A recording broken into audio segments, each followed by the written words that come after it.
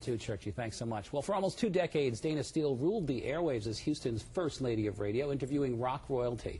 Well, now she's sharing her backstage adventures, we like those, and secrets of success in her new book, Rock to the Top. Please welcome rock radio diva and entrepreneur Dayna Steele. Dayna, thanks for coming in this morning. Thank you. Thank you so much for having me. You know, this is really early in rock and roll time. It really is. You appreciate us, don't you? Yes, I do. All right, well, let me ask you a minute. How did you get started in radio? Is this something you always wanted to do as a kid? No, on a dare in college. And a dare? The guy who put down the dare, I think I really wanted to go out with. I'm not sure. I don't think he ever asked me out, but, I mean, the minute I put on those headphones, I was hooked. Right. It's very, very exciting. Cool. Now, you talk about all the different rock legends you met in your book and how they helped you.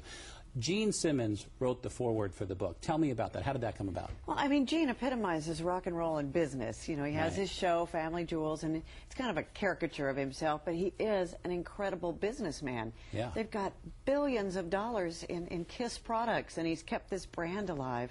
And I thought he would be perfect, and I stalked the poor man for about 3 months, and it was either going to be a yes or a restraining order. So. Yeah, well, he's a genius. Now, when they came out with the makeup, everyone was like crazy, but then they all went crazy for it, and he's a gajillionaire now. All right, also Sammy Hagar. You talk about Sammy Hagar. What have you learned from him? Sammy was the ultimate performer, businessman, always organized, always on time, could schlep more than his CD. He could talk about current events. He was a wine connoisseur, and just sold his tequila business, Cabo Wabo, $73 million. $73 million. So it's not all party like a rock star, get in a hotel, be stoned and on drugs. A lot of these guys are smart businessmen. You can't do that and get up the next morning and run your business. Look at Mick Jagger. I mean, the man is a businessman. He's amazing. And it's big business. All right, we'd be remiss if we didn't mention Bruce Springsteen.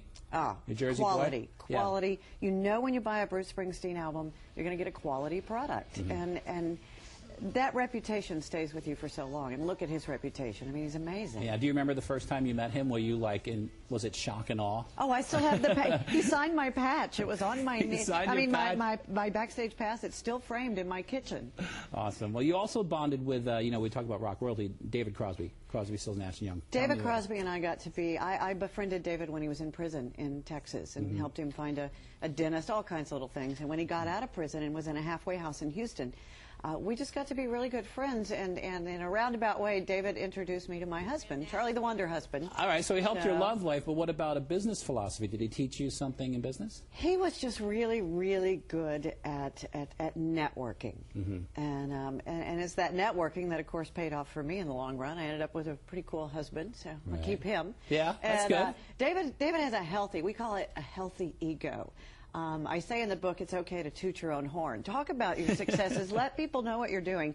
And David definitely does that. Yeah, well, you got to be positive and put the good stuff out there. Yeah, you have to. You have to let people know what you're doing. All right, and also you say you learned about passion from Aerosmith. Explain that, because Steve and Tyler are all about passion. These guys, I mean, one of the considered by some to be the greatest rock and roll band, American rock and roll band. Right. I'll get emails now. Right, exactly. But these guys hit the bottom. They were in the dredges. They were killing themselves with drugs and alcohol, and they realized this is what we love more than anything in the world, is getting on that stage and performing. And they pulled themselves up. All of them went to rehab, and not only did they come back with more hits, they came back and they're at the top. Well, they withstood the test of time, that's for sure. Dayna, thanks so much for coming in. Really interesting stuff this morning. Her book, Rock to the Top, What I Learned About Success from the World's Greatest Rock Stars, is currently in bookstores now. She's going to be signing copies, I should tell you, at the Barnes & Noble in Park Slope tomorrow night at 7:30. Meet us on the web for more information. Go to our website, cw11.com/morning news. News at 7 starts right now. Tiffany. Good morning.